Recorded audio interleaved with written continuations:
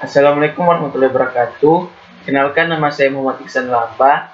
Saya dari kelas Ekonomi Syariah A semester 3, Fakultas Ekonomi dan Bisnis Islam, Prodi Ekonomi Syariah. Baiklah, saya di sini akan menjelaskan tentang pembangunan ekonomi. Nah, sebelum kita lanjut pada inti materi, kita harus tahu dahulu tentang apa sih itu ekonomi. Nah, baik, ekonomi itu adalah istilah yang berasal dari bahasa Yunani, yaitu eukos dan nomos. Eukos dan nomos ini memiliki dua arti yang berbeda. Yang pertama itu eukos, yang berarti rumah atau keluarga, sedangkan nomos adalah aturan atau hukum. Nah, jadi kita bisa mendefinisikan eukos dan nomos ini berarti adalah aturan atau hukum dalam rumah tangga. Adapun definisinya, yaitu definisi paling terkenal ilmu ekonomi adalah salah satu cabang ilmu pengetahuan yang berdaya upaya untuk memberi pengetahuan dan pengertian tentang gejala-gejala masyarakat yang timbul karena perbuatan manusia dalam usaha untuk memenuhi kebutuhan atau untuk mencapai kemakmuran. Baik, kita masuk pada inti materi yang kali ini yang berjudul pengertian pertumbuhan dan pembangunan ekonomi. Nah, setiap negara selalu berusaha mewujudkan masyarakat yang adil dan makmur. Untuk mencapai suatu tujuan tersebut, setiap negara melaksanakan pembangunan ekonomi. Salah satu pembangunan ekonomi berhasil adalah pertumbuhan ekonomi. Hampir semua negara di dunia pasti melaksanakan pembangunan ekonomi. Hal ini karena pembangunan ekonomi merupakan upaya untuk mewujudkan kesejahteraan masyarakat atau sekeliling. Pembangunan ekonomi adalah suatu proses kenaikan pendapatan total dan pendapatan per kapita dengan memperhitungkan adanya pertambahan penduduk dan disertai dengan pertumbuhan fundamental. Dalam struktur ekonomi suatu negara dan pemerataan pendapatan bagi penduduk suatu negara, yaitu pembangunan ekonomi tak dapat lepas dari pertumbuhan ekonomi, dan pembangunan ekonomi mendorong pertumbuhan ekonomi. Sebaliknya, pertumbuhan ekonomi memperlancar pembangunan ekonomi. Yang dimaksud dengan pertumbuhan ekonomi apa sih? Nah, pertumbuhan ekonomi adalah proses kenaikan kapasitas produk suatu perekonomian yang diwujudkan dalam bentuk kenaikan pendapatan nasional. Perbedaan antara keduanya adalah pertumbuhan ekonomi keberhasilannya lebih kuantitatif, yaitu adanya kenaikan dalam standar pendapatan dan tingkat output produksi yang dihasilkan. Nah, sedangkan pembangunan ekonomi lebih bersifat kuantitatif, bukan hanya pertumbuhan produksi, tetapi juga terdapat perubahan-perubahan dalam struktur produksi dan alokasi input pada berbagai sektor perekonomian seperti dalam lembaga pengetahuan sosial dan teknik. Nah, selanjutnya kita masuk pada struktur pembangunan ekonomi. Nah, dalam struktur pembangunan ekonomi ini ada pun strategi pembangunan ekonomi yang harus kita siapkan ke depannya. Contohnya, strategi pembangunan ekonomi merupakan suatu cara untuk mencapai visi dan misi yang merumuskan dalam bentuk strategi sehingga dapat meningkatkan kinerja kita bersama. Dapat dipengaruhi oleh berbagai suatu organisasi atau pemerintah, menerima sukses atau mengalami kegagalan dari suatu misi organisasi pemerintah. Faktor-faktor keberhasilan berfungsi untuk lebih memfokuskan strategi dalam rangka mencapai tujuan dan misi organisasi pemerintah secara sinergis dan efisien. Adapun macam-macam strategi pembangunan ekonomi. Sebelum kita lanjut, dalam strategi pembangunan ekonomi, dalam mempelajari perekonomian suatu negara, salah satu konsep yang penting untuk diperhatikan dalam suatu negara yaitu mengetahui strategi pembangunan ekonomi.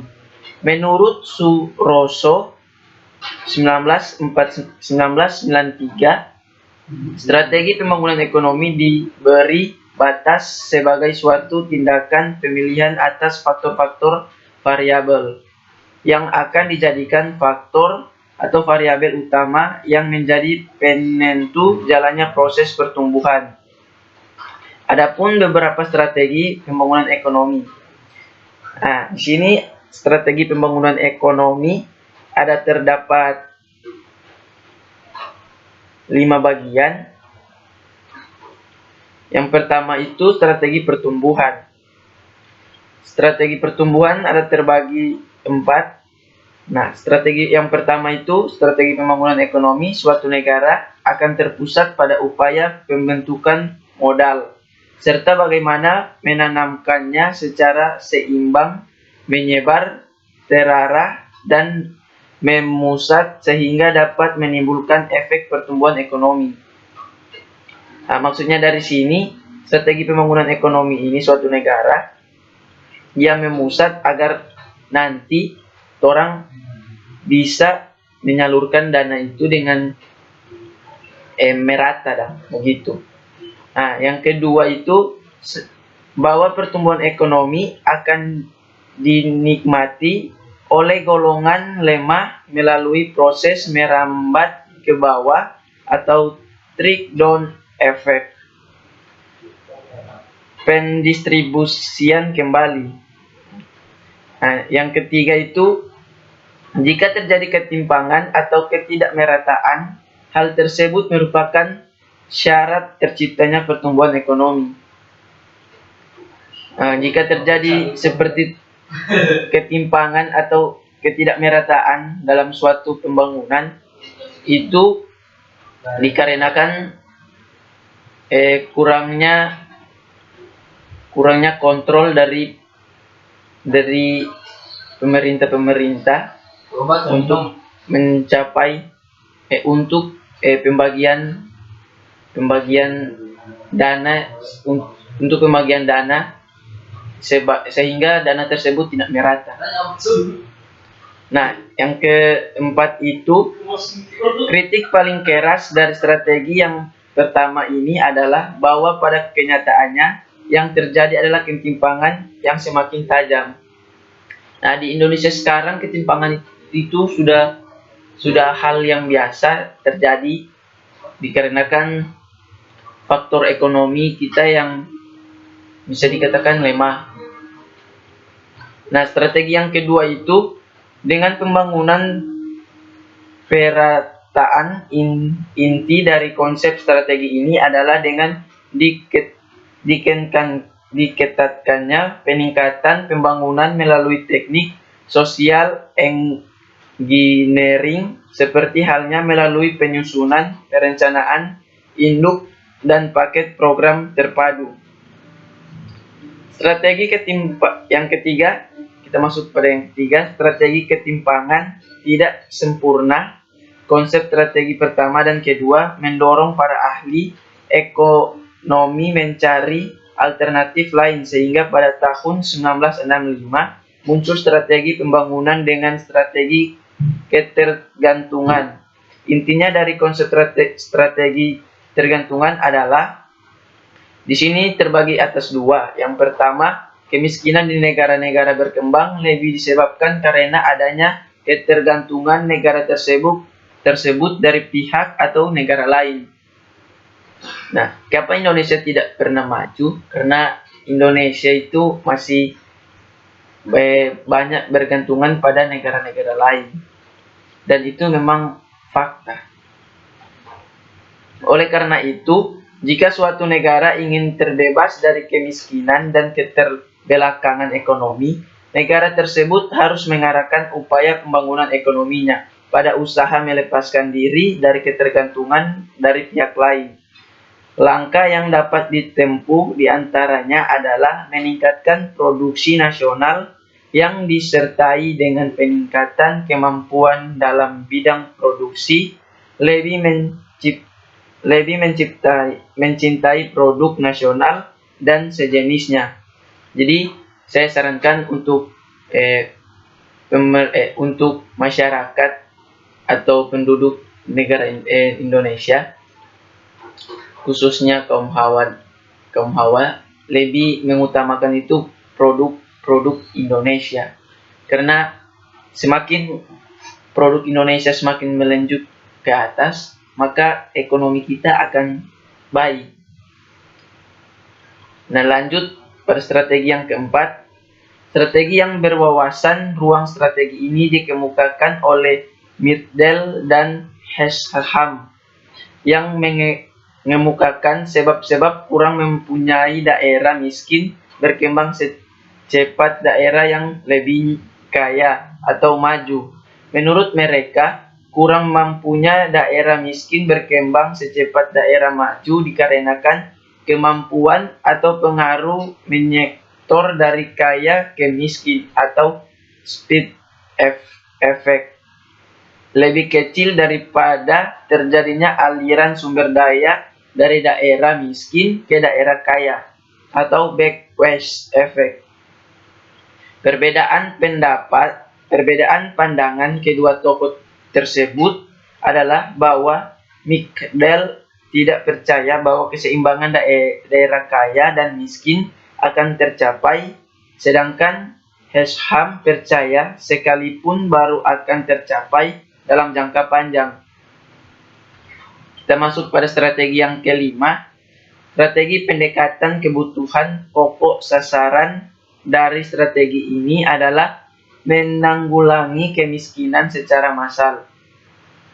Strategi ini selanjutnya dikembangkan oleh Organisasi Perubahan Sedunia atau ILO pada tahun 1975 dengan menekankan bahwa kebutuhan pokok manusia mungkin dapat dipenuhi jika pendapatan masih rendah akibat kemiskinan yang bersumber pada pengangguran. Oleh karena itu, sebabnya usaha-usaha diarahkan pada penciptaan lapangan kerja, peningkatan kebutuhan pokok dan sejenisnya. Nah, itu dari sekian strategi dari 1 sampai 5. Kita masuk pada faktor-faktor yang mempengaruhi pemilihan strategi pembangunan ekonomi. Di sini sudah dijelaskan bahwa faktor-faktor yang mempengaruhi strategi pembangunan ekonomi adalah berdasarkan tujuan hendak dicapai.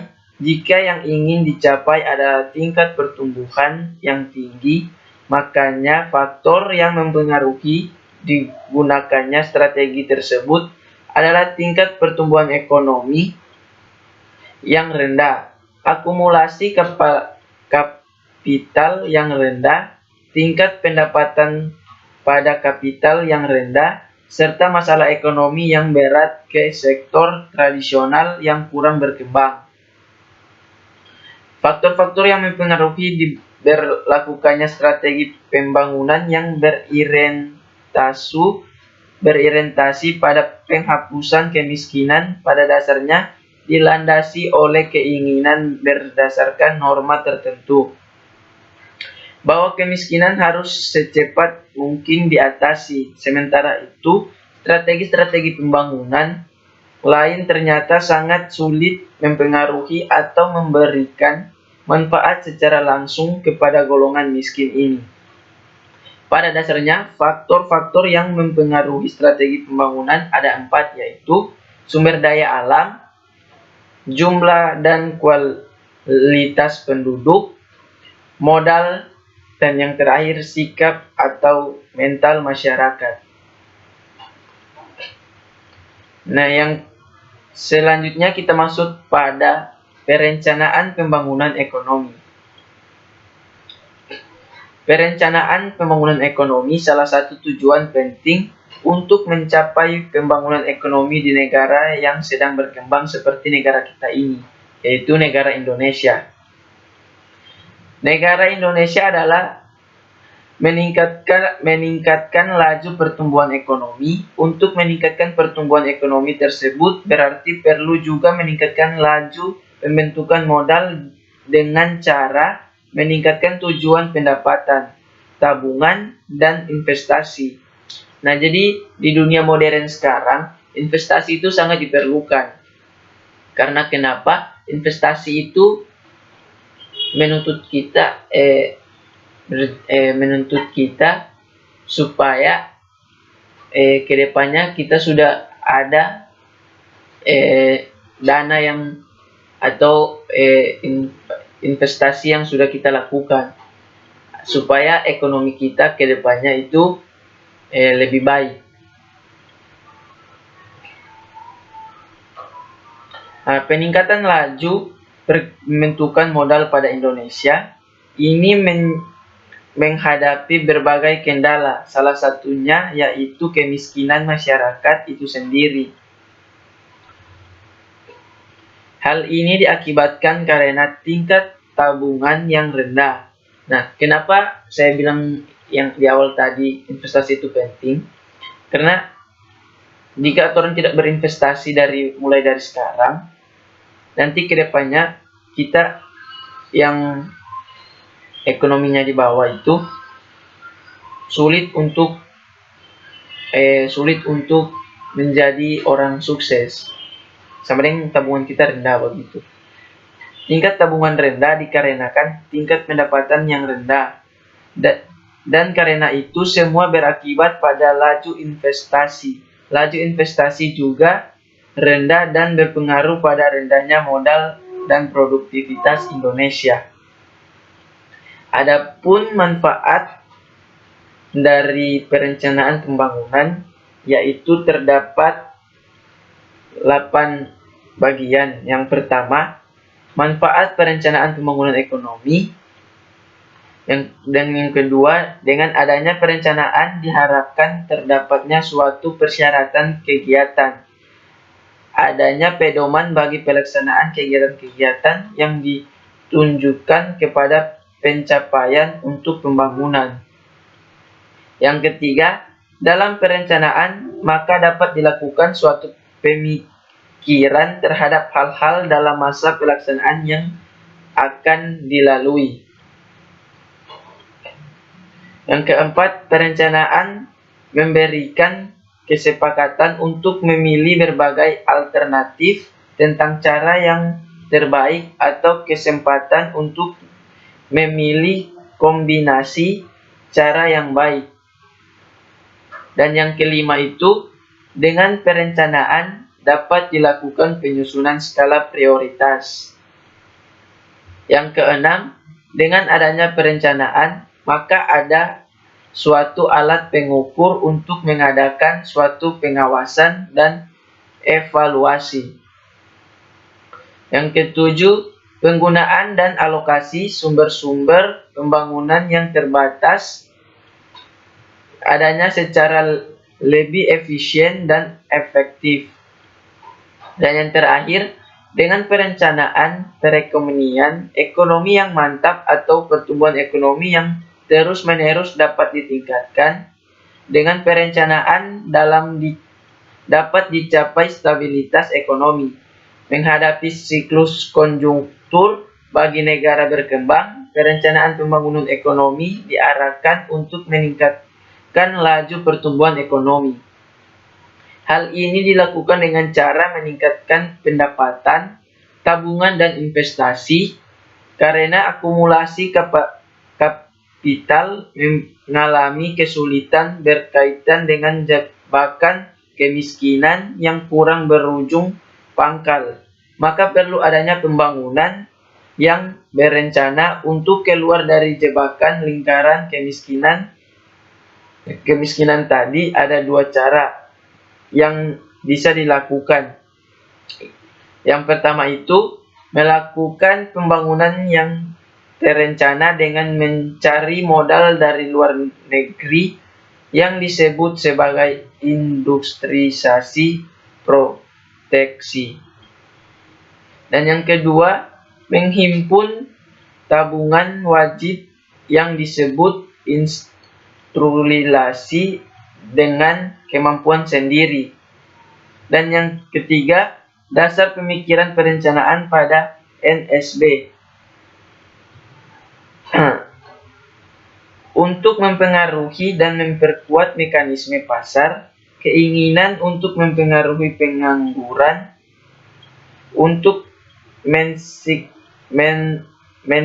menergikan sektor pertanian dan sektor industri, pembangunan infrastruktur sesuai dengan kebutuhan,